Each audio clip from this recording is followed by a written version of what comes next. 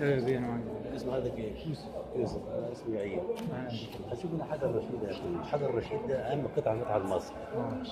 هل هذا الحجر العالم في السماء فرنسوا شامبوليون لو تشوف دعوت فك رموز اللغه الهيروغليفي من خلال هذا الحجر. ازاي بقى؟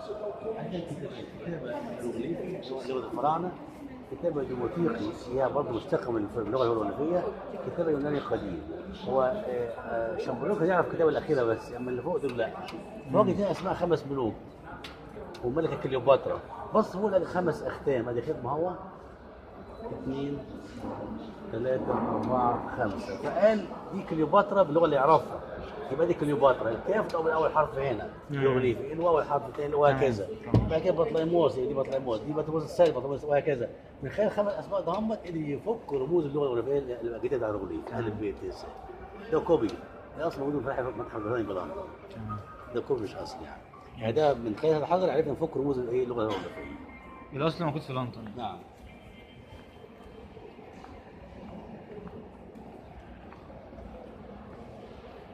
ده عباره عن المغسله بتاع التحنيط، سر التحنيط.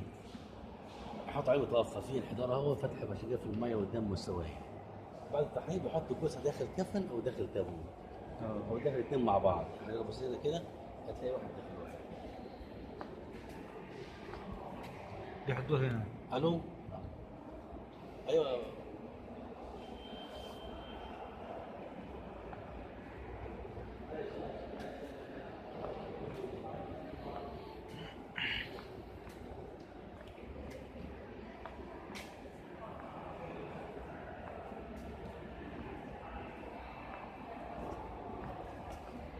ده بقى عباره عن برضه ايه اكفان اهيت حضرتك. الكفن ده طبعا على قد حجم المتوفى بيساوي الكفن، بمعنى ايه؟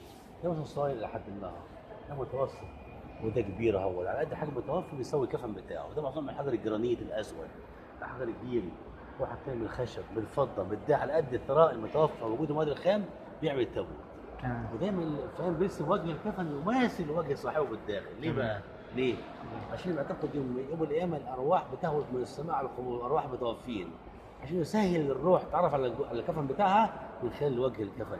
تمام. وتخيل الروح عباره عن الروح بقى على هذا شكل الروح، جسد طائر بجناحين، روح انسان وراس انسان، هذه الروح. وعملوا هذه الكتابات عباره عن ايه بقى؟ اسمها نصوص الاكفان، عباره عن جمل دينيه، ترانيم، صلوات، تعاويذ. كويس كده؟ ان هذه الكلمات لديها قوه سحريه تمكن المتوفى يتغلب على اي قوه شريره تظهر في العالم الاخر، زي حجاب او تعويذ.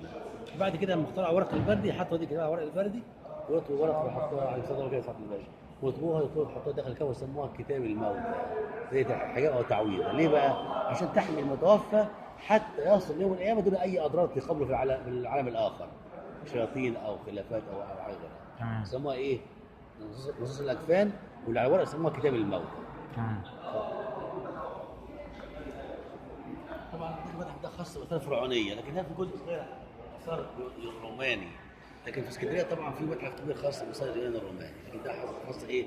بالاثار الفرعونيه فقط. خاص ايه حضرتك؟ ايه؟ خاص ايه ولا كده؟ انا مبرمج ويب. مبرمج. مبرمج شغال فين؟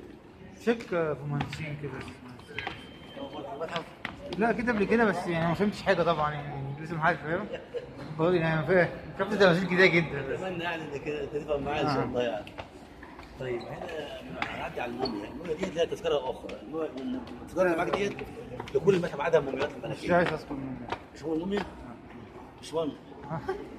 عايز تخش تدفع تذكره؟ لا لا مش طيب ماشي.